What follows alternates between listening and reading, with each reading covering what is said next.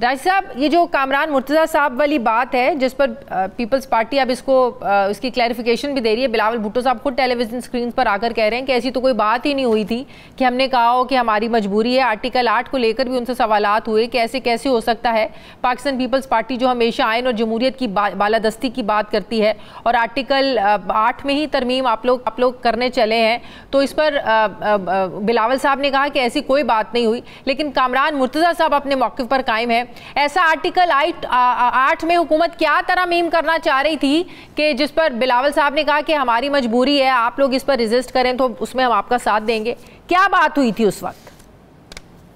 वालेकुम अस्सलाम व रहमतुल्लाह। सबसे पहले तो आपका बहुत शुक्रिया। जहाँ तक बात है कामरान मुर्तज़ा साहब और बिलावल साहब की, मेरा ख्याल ये है कि वो दो बंदों के दरमियान बात थी, ये पार्टी टू पार्टी बात नहीं है। कामरान मुर्तज़ा साहब से उन्होंने क्या कहा क्या नहीं कहा, मैं तो उस मीटिंग में नहीं था, इस पर मैं कोई वजाहत भी नहीं दे सकता हूँ। कामरान मुर्तज़ा साहब भी इस पर बेहतर वजाहत दे सकते हैं, बात उनसे हुई है तो। लेकिन बात यह है कि ये बात माना नहीं रखती कि किसने क्या कहा या किसने क्या नहीं कहा। लेकिन ये बात तो मायने रखती है ना कि अगर JUIF को इन तरमीम पर तहफ़्फ़ुज़ात हैं और पाकिस्तान पीपल्स पार्टी ये कहे कि तहफ़्फ़ुज़ात हमें भी हैं लेकिन हमारी मजबूरी है, तो ये बात तो मायने रखती है ना कि ऐसी क्या मजबूरियां हैं कि आप करना नहीं चाह रहे लेकिन आपको करना पड़ रहा है, तो ये मायने रखती है। ये देखिए सबसे पहली बात तो ये है कि इस बात की वजाहत या बिलावल साहब खुद देंगे या कामरान मुर्तज़ा साहब देंगे। मैं तो इस बात की कोई वजाहत नहीं दे सकता क्योंकि ये दो जमातों के दरमियान में बात नहीं थी, दो शख्सियात के दरमियान में बात थी।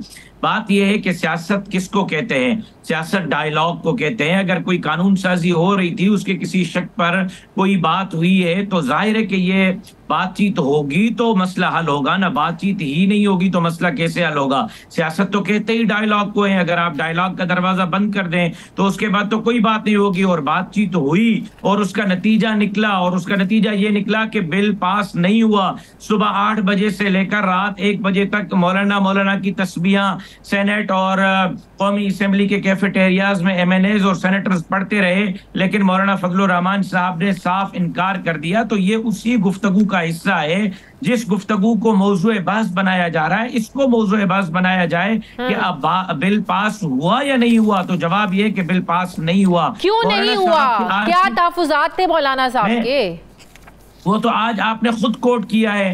मौलाना साहब ने अभी भी कह दिया कि शख्सियात पर या हुकूमत को सपोर्ट देने के बजाय अवामी मफादात को देखना चाहिए। क्योंकि असेंबली की तकरीर मौलाना साहब की अगर आपने सुनी हो, मौलाना साहब ने उसमें एक्सटेंशन पे तो एतराज किया था, उम्र के बढ़ाने पर तो एतराज किया था, अदलिये के निज़ाम में इस्लाहात पर मौलाना साहब को न पहले एतराज था न अब एतराज है।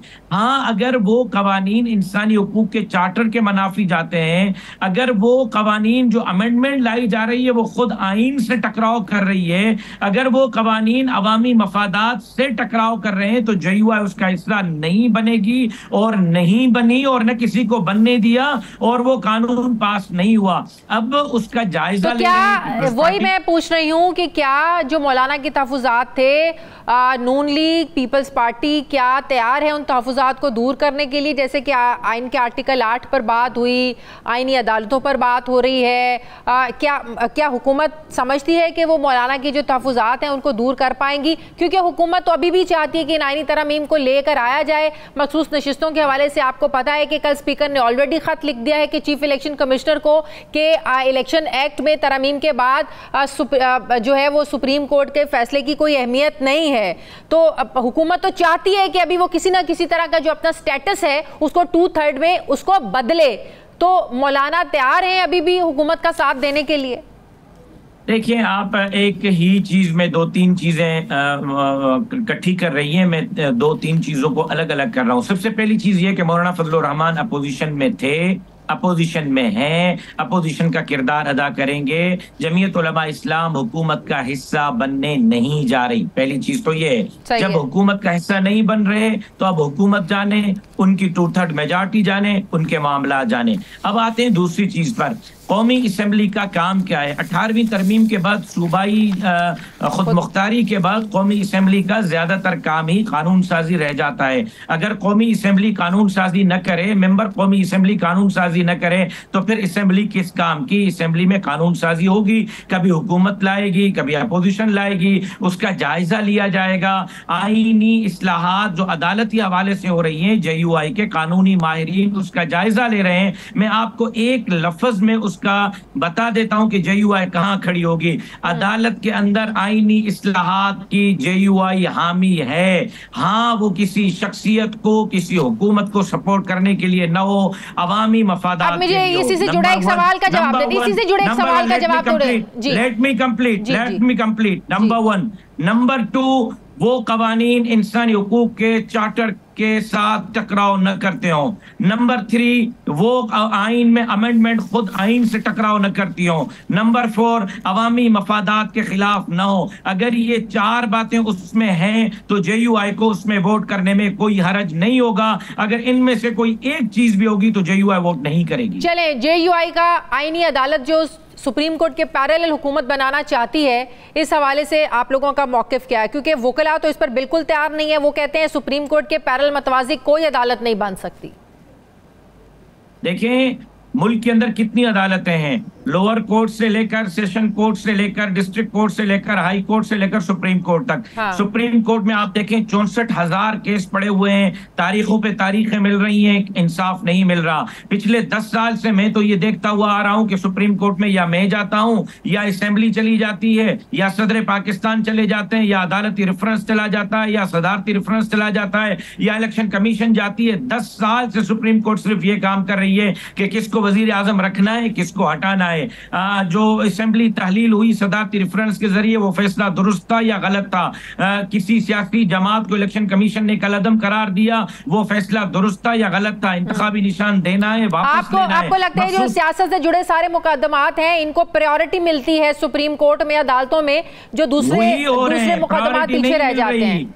प्रायोरिटी नहीं मिल रही, वही हो रहे हैं। अगर उन मसाइल के हल के लिए एक आईनी अदालत बन जाती है तो उसमें हरज क्या है? आईनी अदालत में अगर वो मसाइल हल हो और सुप्रीम कोर्ट अवामी मसाइल को फोकस करे, 64,000 पेंडिंग केस को जो है वो निपटाए और अवाम को तकड़ा और सस्ता इंसाफ दे, इसमें हरज क्या है? आप मुझे बताएं।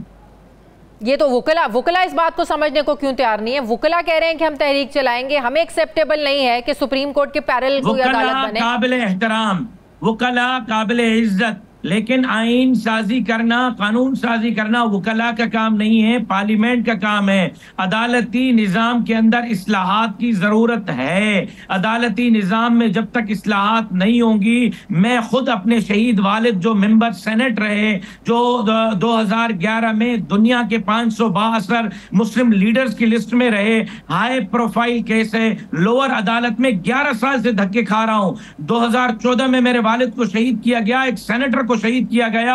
11 साल से मैं अदालत के धक्के खा रहा हूं, तारीख पे तारीख मिल रही है। लोअर कोर्ट से मेरा केस कब हल होगा, मुझे कब इंसाफ मिलेगा, फिर हाई कोर्ट में कौन जाएगा, वहां कितने साल लगेंगे? तो सुप्रीम अदालत कौन सी होगी? आईनी अदालत या वो सुप्रीम कोर्ट जिसमें के लिए सुन लेना, सुप्रीम अदालत कौन सी होगी, बड़ी अदालत कौन सी होगी? दोनों का स्टेटस एक ही हो गया, पैरेलल दोनों अदालतें होंगी। जाहिर है फिर 2 चीफ जस्टिस होंगे, एक आईनी अदालत के, एक सुप्रीम कोर्ट के। बड़ी अदालत कौन सी होगी?